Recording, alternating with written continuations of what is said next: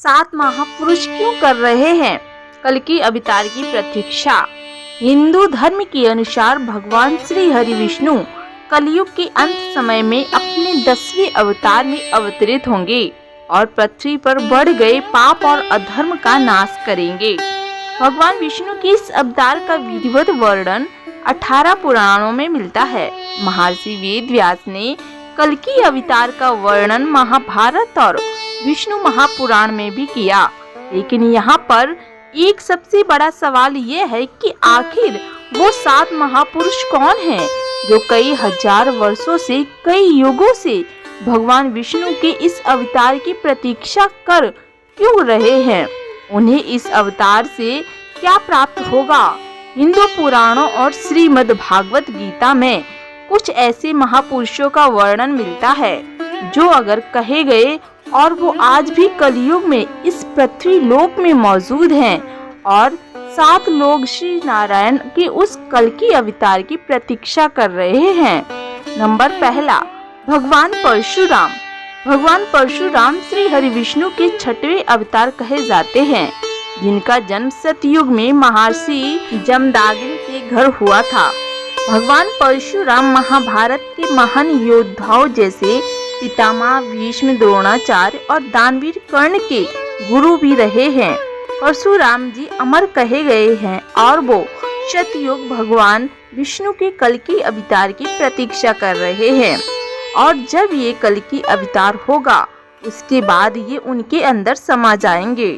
Number 2, महाबली हनुमान जी। हनुमान जी प्रभु श्री राम के बहुत बड़े भक्त और अनन्य सेवक थे। रामायण के अनुसार जब राम जी धरती लोक से बैकुंठ चले गए तब भगवान हनुमान को कलयुग की सारी जिम्मेदारी देकर गए। उन्होंने हनुमान को कलयुग का भगवान बनाकर उनसे कुछ वचनों की पूर्ति के लिए उन्हें यही धरती पर कलयुग के अंत तक रुकने का वरदान दिया है।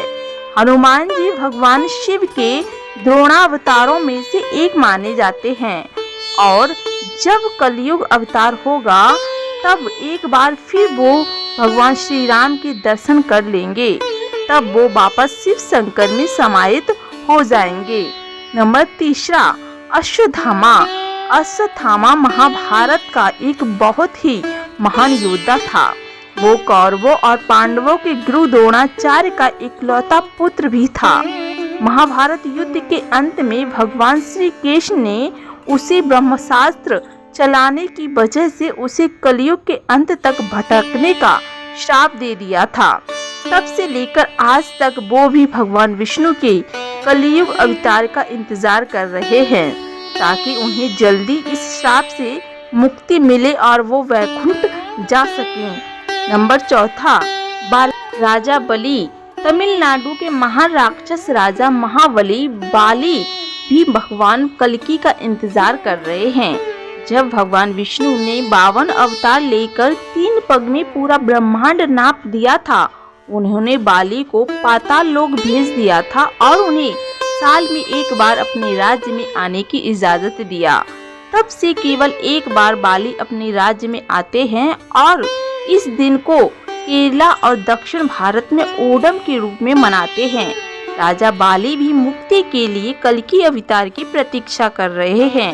नंबर 5, लंका के राजा विभीषण। लंका विजय के बाद श्री राम ने विभीषण को वहां का राजा बनाया और खुद वापस अयोध्या लौट आए। जब भगवान खुद बैकुंठ जाने लगे तब विभीषण ने साथ चलने की इच्छा व्यक्त किया। तब राम भगवान ने उन्हें कलयुग तक अपने अगले अवतार तक प्रतीक्षा करने को कहा और साथ ही साथ इंसानों और राक्षस प्रजाति में आपसी तालमेल बिठाने की जिम्मेदारी दी।